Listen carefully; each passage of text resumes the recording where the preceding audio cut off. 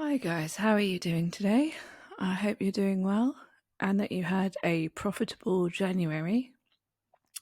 So today I'm just going to be doing an income report for January and just sharing with you everything that I made, all my book royalties in the month of January. So yeah, January was pretty good. Often January tends to be quite similar to December for me.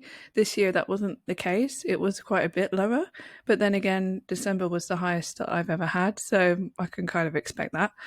And I also had a good month with ads. So if you're interested in knowing how much I spent on ads, then please stick around till later on in the video where I do go through in detail how much I spent on ads. You know, some people complain that, oh, well, you know, they spent $2,000 on ads and then made $2,000 back or something like that.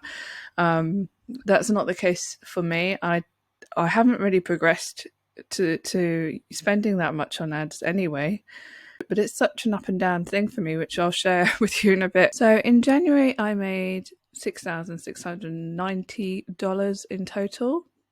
And as you can see, I have 545 books, but those are all the ones that are published right now. That's not how many are live. There's a bit less alive as I deleted some in the past. Okay, so my highest day was $429. The lowest was obviously the 1st of January, where it was $14, and then my proper lower day was $139. And many of the other days were kind of towards the $200 mark. Obviously, some a bit higher, some a bit lower, but in general, it was pretty good.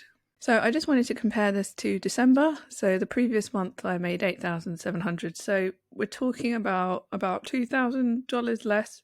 You know, you would expect to have lower in January, most people anyway. As I said in the past, mine has tended to be a bit higher. But I'll show you how much I made in previous Januaries now.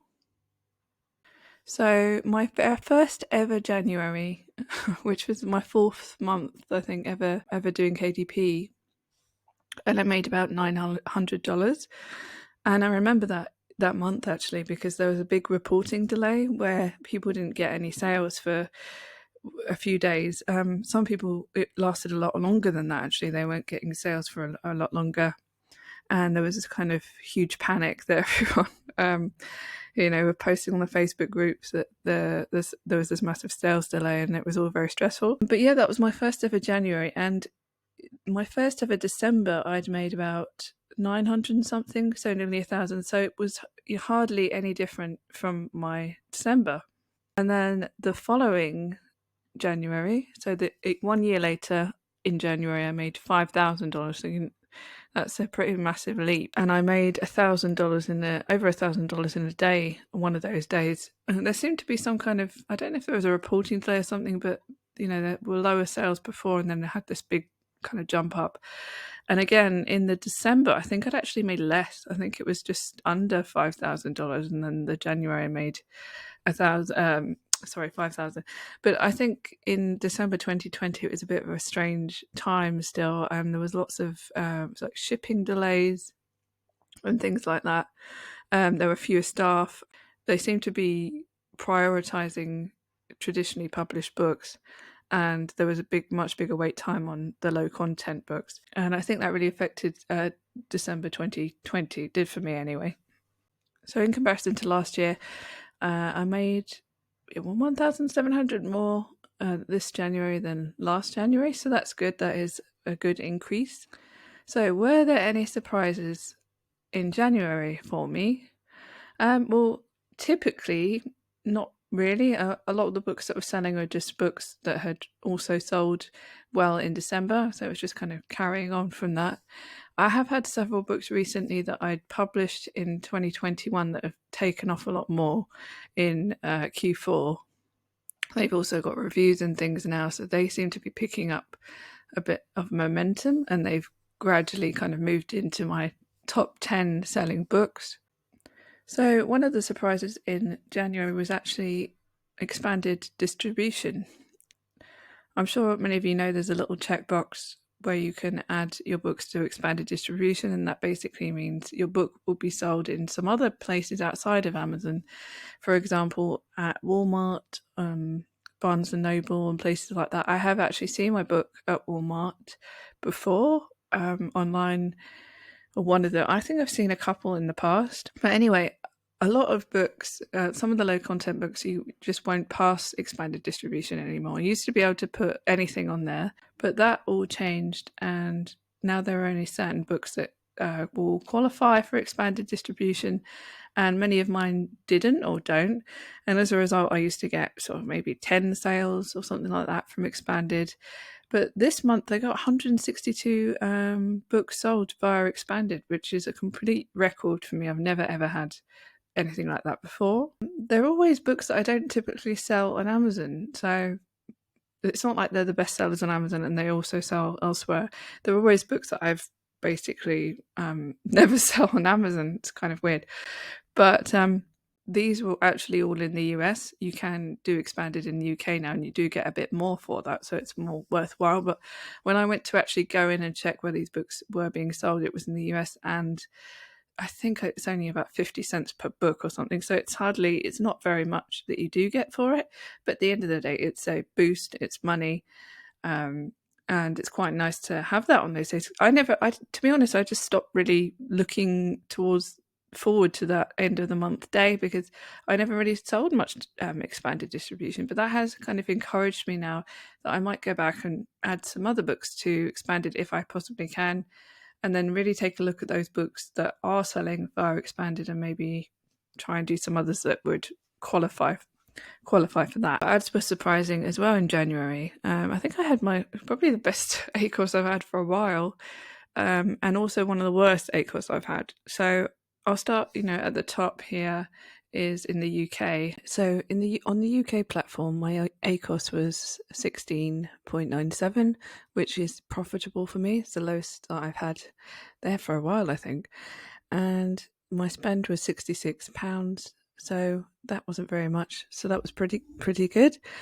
And also in Canada, it was a similar ad set actually that also started doing really well, and that is at 20%, which is absolutely fine. And I spent 88 Canadian dollars there. The one that went wrong was in the US. Well, it didn't really go wrong. What happened was that I used the ads that I've been using on the other platforms and then tweaked them to put on the US. So I think I had an auto ad in Canada, and I used all the profitable keywords to create an exact match ad set, and I tried that on the US. But the thing is, when an ad works on one platform, it's not automatically going to work on another one. It just doesn't work like that. So sometimes a profitable keyword in Canada just won't be profitable whatsoever in the US. So right now with that ad, some of the keywords are profitable and some aren't. So I'm going to have to just do some tweaking, and you just gradually improve the ad over time. So that's the thing with ads. You do have to accept that you will lose money in the beginning, and you just have to keep tweaking it until it gets better. And even though one month it might be great, the next month it might not be. So it's not really something where you can just set it and forget it forever. In most cases, you will have to keep an eye on it and then keep tweaking it accordingly. Now, I've only been running ads for, about a year or so, and I still have a lot to learn with it. But obviously, if you've never done any ads at all, you're probably thinking, what the hell is a exact match ad? What's ACOS? What is an auto ad, etc. So if you want me to do any videos about ads, just kind of simplifying the different types and things like that, obviously I can do that. There are plenty of videos out there on YouTube on that. But if you want me to do any videos on ads, I'm happy to show you the basics with it, just to help you maybe get started, because I know I really worried about getting started with it and how much money I was going to be spending. But you really can start with a small amount. You don't have to go in thinking that you're going to have to spend several £100s or several $100s on a book. You can just try things out and experiment, and you do learn over time. So that's why the ACOS was higher in the US this month. It was because I was experimenting with a new ad, basically. So I'll hopefully be able to tweak that and sort that out for next month. So my total ad spend was $233 in US dollars, and that was from me turning the UK pounds and Canadian dollars into US dollars, and then roughly it's about $233, give or take. And then I do have a 20% VAT tax that goes on top of that Amazon takes off, and that's another additional $46 roughly. So in total, that means I spent $280 on ads. And my only other expenses are just my tools. So I have some set tools that I purchased outright, and that means I don't have to pay for them every month. For example, Publisher Rocket, which is a keyword tool. It's, I think, under $100, and that's just a one-off payment, and I never have to pay for that again, because I'm not keen on the recurring monthly fees of some of these things, and I try and keep those costs down as low as I can. My monthly recurring ones are things like Creative Fabrica.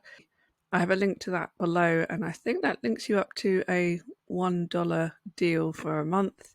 And on top of that, I have Helium 10, but I only have a portion of it. So I have one keyword tool, the Cerebro, which is on Helium 10. So you don't have to buy the whole thing.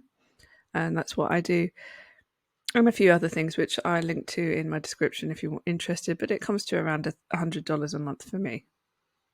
So my total was around $6,690. Then I had $100 on tools, $280 on ads, and that brings it down to around $6,300, which is great for January. I mean, I'm obviously really, really pleased with that. And I'm really interested to see how February goes, because I don't have any Valentine's kind of books at all. I was due to make some, but I didn't get around to it. So I really don't know how February is going to be this year. It's in the dark. I really don't know. Obviously, I've had a few days of February so far, and it's all been around the $200 a day mark again. So I will wait and see what happens. So how was your January? Was it more than you expected? Was it less than you expected? And how did it compare to other months in Q4? Let me know in the comments.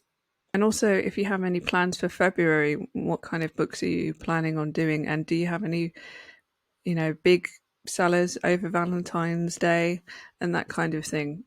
I personally don't really target the holidays and things like that, like Christmas, Valentine's. I have a couple of Easter books, and I have, I think, one Halloween book at the moment. But yeah, I am wanting to do that a little bit more, because it's just nice having a bit of a boost on some of these days. I have the odd thing for Mother's Day, and I did see a boost last year for that. So I might try and create some more things in time for Mother's Day this year. Just to let you know, I do have a free low content publishing mini course for beginners, and that's linked to in the description below. It's just a free course to show you how you can get started on Amazon and creating your very first book, and is a good option if you're not interested right now in joining a paid course and just want some help to get started, because I know it can be quite overwhelming and difficult to know exactly what to do. So that's linked to below in the description.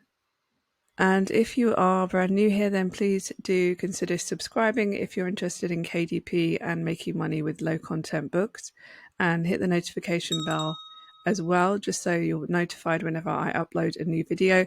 Right now, that's roughly once every week. And thank you very much for watching. I really do appreciate it.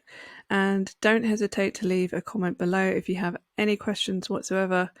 Let me know, and I will speak to you again very soon.